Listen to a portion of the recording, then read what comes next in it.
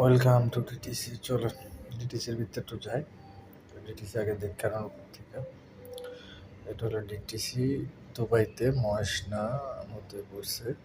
সবাই এটা ডিটিসি নামে চিনি, দুবাই ট্যাক্সি কোম্পানি। আমাদের বাংলাদেশিদের কাছে খুব পরিচিত যদিও। দুবাই ট্যাক্সি কোম্পানি এটা গুলা দেখাইতেছে আমরা জানি। খুবই বাজে আর রোদের কারণে আরো অবস্থা খুবই খারাপ, বাজে দেখাইতেছে। তো যতটুকু পারতেছে দেখাইতেছি আপনাদেরকে। আমি ভিতর থেকেও কিছু দেখানোর চিন্তা করেন না, অবশ্যই দেখানো হইব ভিতর থেকে। চলেন দেখি ভিতর থেকে।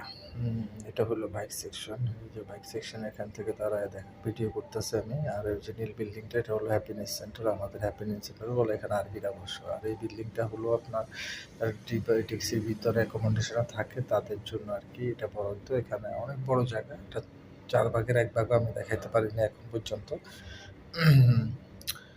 এই জায়গাটা আমরা অনেকবার আসছি, অনেকবার যাওয়া আসা করতে হয়, আমাদের কিছু করার নাই। ওই জায়গাটা হলো এখানে আমাদের বাইক গাড়ি সার্ভিসিং করা হয়, বাইকের না। এটা হলো bike service centre, bike section বলা হয়।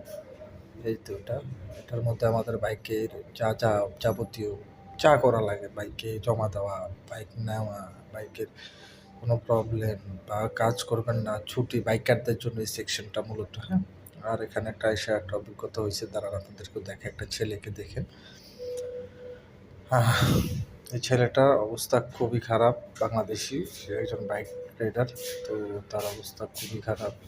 সে মূলত অ্যাক্সিডেন্ট করছে, কাউকে চিনতে পারতেছে না, তার ব্রেন আউট হয়ে গেছে। আজকে অনেকদিন পরে সে আসছে। চলেন জায়গা, আমার কাজ শেষ। যেতে যেতে কিছু কথা বলি। যদিও রোদের কারণে আমার ভিডিও কোয়ালিটিও খুব খারাপ হয়ে যাইতেছে, ফোন দিয়ে ভিডিও করতেছি। ছেলেটার দেখে আমার এত খারাপ লাগছে। ছেলেটা নিজে অসুস্থ, তার কাউকে চিনতে পারতেছে না, ব্রেনটা অনেক আঘাত পাইছে। তো আত্মীয় স্বজন কেউ একজন নিয়ে আসছে হয়তো বা। তো টিসি থেকে একবারে চলে যাবে আর কি, দুবাই ট্যাক্সি থেকে। এখন দুবাই ট্যাক্সি যদি তাকে কিছু সহযোগিতা করে, জানার মতে যা জানি, অন্য কোনো এক সময় বলবো হয়তো বা তার সম্পর্কে।